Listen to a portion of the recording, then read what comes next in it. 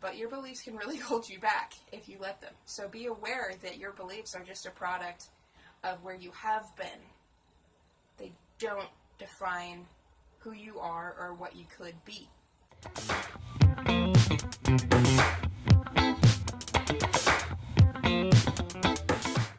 So last week we talked a little bit about the foundational belief structures, and this week might come as a little bit of a surprise to you because of that.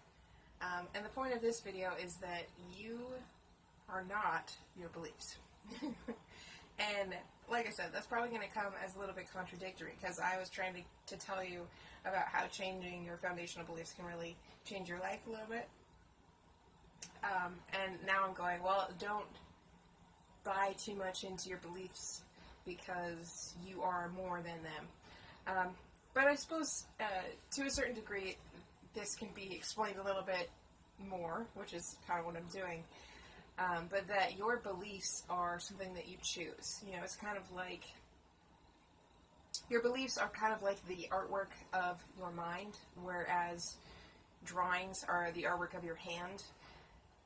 And obviously there's mind involved in that drawing one too. But the concept is that your beliefs are thoughts that you've compiled together into a cohesive idea that you've decided to accept as real.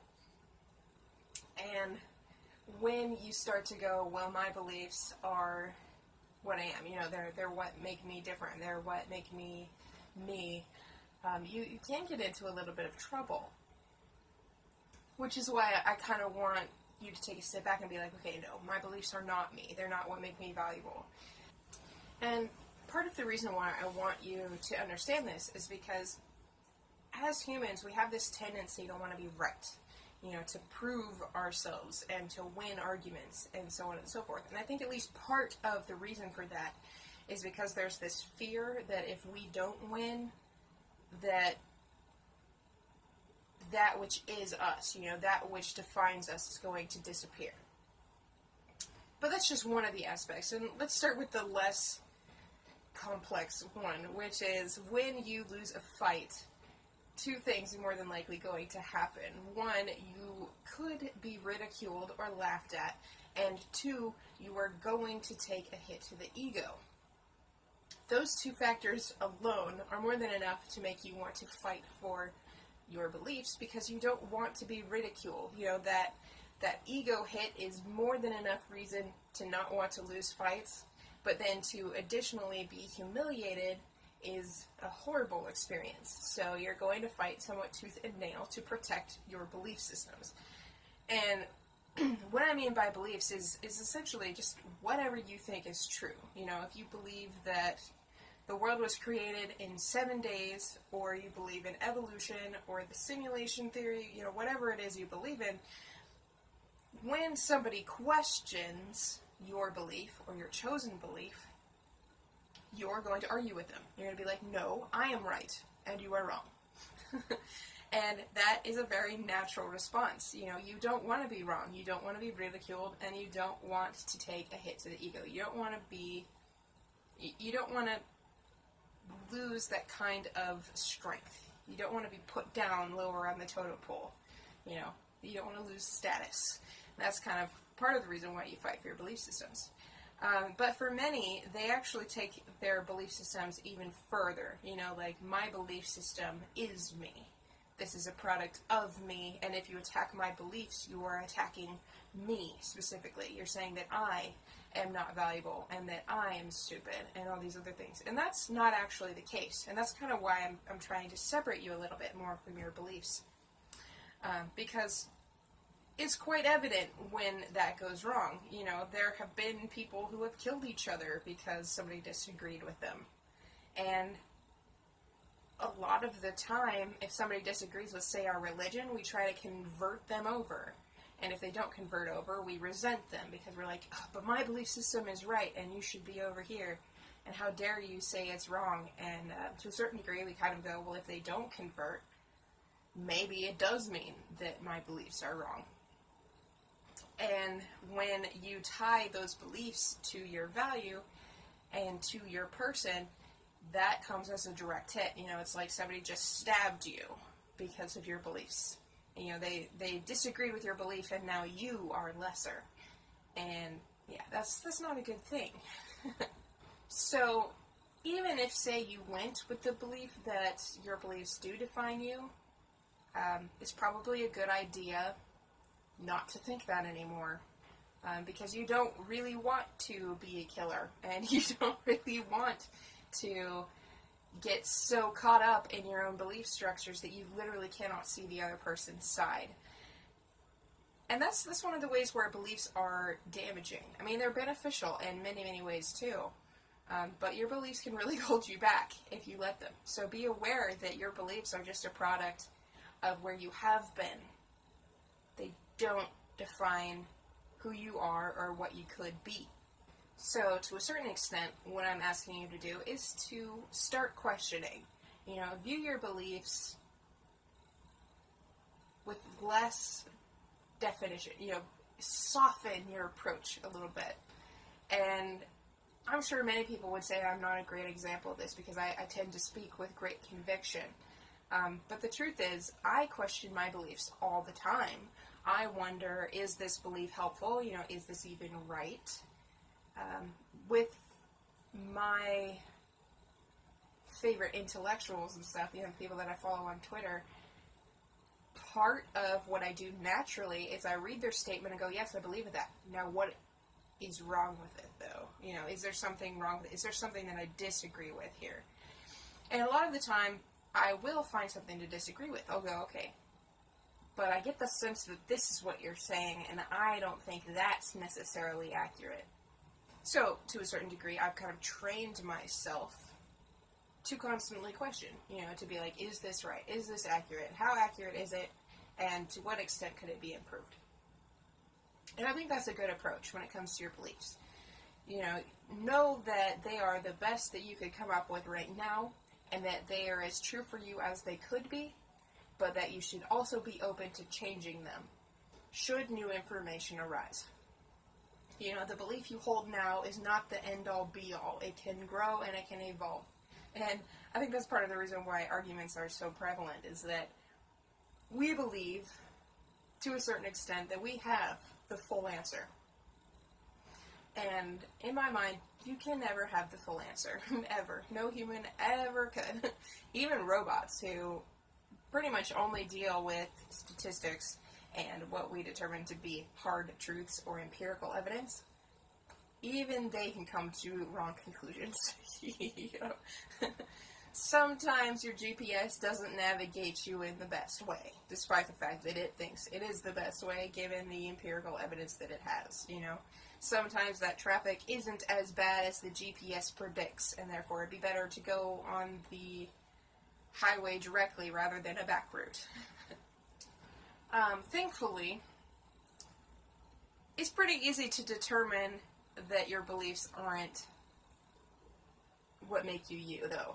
And the way you could tell is that you have been wrong at some point in your life, you know, and you survived when you found out that you were wrong. So that little fact alone is more than enough to say, yeah, maybe my beliefs aren't necessarily what make me me. But even if you still don't quite buy that your beliefs aren't you, you were also a baby at some point. And I can pretty much guarantee that all of you were. And if you tell me otherwise, I probably won't believe you. That is a very strong belief within me, that you were all babies once, and so was I. But babies, they don't really have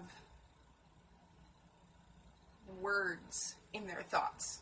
And they're very minimalistic in their need and desire. You know, a baby is not really thinking about philosophical truths. The baby is going, hungry, need to go to the bathroom, tired, you know, unhappy, happy. And they're kind of dealing with that. They're focusing on learning how to survive in the world. And, you know, since it doesn't know anything about the world, it's just going with what it feels. You know, I am hungry, I am tired, or I need to use the bathroom.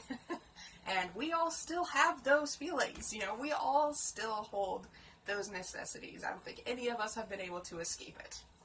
So a baby must be taught to talk. and therefore think in words, just as they have to learn how to walk. So when you think about belief systems, they are always in word form. You can speak your belief. And obviously that means that it was not something that you had at birth. It was something that you developed over time, which means that it is a product that you created, not an essential. It is not a requirement for your survival. And to a certain degree, you can't fully separate your beliefs from your body, just as you can't separate your arm from your body. It's attached. But to call your beliefs that which defines you is kind of like saying my arm is me in entirety. This is it. This is all I am. And from that perspective of your arm, you're like, well, no, the arm is just a part of me. It's my arm. It's not me. And that's kind of what I'm saying with these belief systems, is that your belief systems are kind of like your arm. They're a possession or a tool that you own that helps you navigate through life better. They are also a product of your mind, which, if you just think of the way that we describe the mind, we call it my mind, means that you also innately view your mind as a possession or tool. It is not you. You are the observer of your mind. You're the one that sees the thoughts, which is kind of a cool concept, really. And Sam Harris at one point said something that I thought was a really good example of this. He asked somebody to come up with a celebrity name, and you could do this too. Come up with a celebrity name and write it in the comments right now. And, well, I can't really talk to you one-on-one in this format. I can pretty much guarantee that you came up with a list of maybe 5-10 people, and then chose your favorite out of them. But your list wasn't more extensive than that. You were kind of given a display of names, and you chose one. So why didn't you choose one that you didn't think of? And you're going to go, well, I didn't think of it. And that's kind of what I'm saying, is you didn't think of it. Your mind came up with this by itself. You didn't impose your will. You didn't go, okay, give me this name, this name, this name, and this name. You said, okay, give me an array of names, and I will choose from them. You are the observer. You're the one that chose. The mind came up with the ideas, and you went, that one. That's the one I'm going to pick. And to that extent, it's kind of like your mind is a radio station. You can choose the radio station, which in this case is like an emotional state. But you don't necessarily choose the thoughts that come when you are on that radio station. The radio station chooses the music that you listen to, and your mind chooses the thoughts that you think. Now, you can call into the radio station and be like, hey, I want to listen to this song. And that will work. The radio station will be like, sure, we can totally play that song for you. But, after that song is done, it's going to go back to picking songs for you. And, obviously a radio station is run by somebody else who does the picking. But you kind of get where I'm coming from. The radio, you don't control the radio. You don't get to pick every song that comes up. They just come up and you go, yeah, I like that song. No, I don't like that song. Yeah, I like that song. No, I don't like that song. And then you can superimpose. But your mind does the work without your interference. You don't have to make your brain think. It does it on its own. So one way that you can kind of understand a little bit better what I mean by you are the observer of your thoughts, though, is by kind of turning off your brain for a second. And a good way to do this is just touch your finger to your nose and close your eyes and focus on the touch. More than likely, you will have a few seconds where you don't think anything, and you still lived. Your mind isn't you. You are the one looking at your mind. So that moment of silence, it also kind of gives you this broader perspective, which is really cool, and that's one of the reasons why I think meditation is such a good idea. But you really start to recognize that there's so much more than what your mind thinks. Your mind is very limited. It only goes off of what you have taught it to know. It might give you new ideas every now and then, which is really awesome. But it largely comes up with those ideas based off the experiences that you have fed it. Your mind is inside your head, so it kind of processes all of these external functions as well. You know, it processes all of your sensations and such, which build to create more cohesive thought patterns. But your mind still does the thinking, you just do the picking. or you choose from the thoughts that your mind comes up with and go, yes, I want to think about that one now. So you choose the station, the mind chooses the thoughts. But this does kind of lead to an interesting concept that I'm definitely going to talk about in the next video as well, which is you really should take some time to start training your mind. And that goes along with the whole questioning your beliefs thing. Because an untrained mind is kind of like an untrained dog. If you take it for a walk, it will unconsciously try to separate your shoulder from your body. Especially if it's a big dog, you know, and you're gonna feel it. Versus, once you train a dog, you know, for example, like a seeing eye dog, it is now aware of the effect that it is having on you. It knows of the potential destruction it could leave in its wake, and so it is now helping you navigate through the world safely, particularly if you're, say, a blind person. You tell it what direction you want to go in, and it gets you there safely. So that's kind of what you want your mind to do. You don't want your mind to be the untrained dog that's just jerking you around and causing wanton destruction. Instead, you want your mind to be the seeing eye dog. You give it a direction, and it guides you safely to it. It helps you achieve that which you want. It helps you achieve your goal. And that way, you can really start to take advantage of these amazing tools that you've been given, such as your beliefs and your mind. You can take advantage and question the beliefs that you have. You can go, well, this belief isn't serving me. How can I change it? And by posing such a question to your mind, you actually start to come up with solutions. You start to utilize your mind as the solution tool that it is. You know, you pose a question and the mind works on it. And that's part of the reason why, like, when you're struggling with something, it's better to get up and take a step back and, you know, go for a walk or something, because now you're allowing your mind to subconsciously handle this problem, which it is really well suited to do. But, you know, definitely focus on training that mind so that it can help you. I have definitely gone on long enough in this video, so I want to thank you for watching. I hope that you enjoyed it. I hope that you found this valuable, and I hope you got at least a few cool ideas to think about on your own as well. Definitely, if you found this video valuable and helpful, head on over to my Patreon page and contribute to this creation process that I'm going through to help you and me both grow into better versions of ourselves. And on Patreon, you can contribute to my efforts and show me your gratitude for these kinds of videos and help support me in the creation of future ones with just $5 a month. You could also do more if you so desire, and I would be extremely grateful to have you as a contributor on my Patreon page.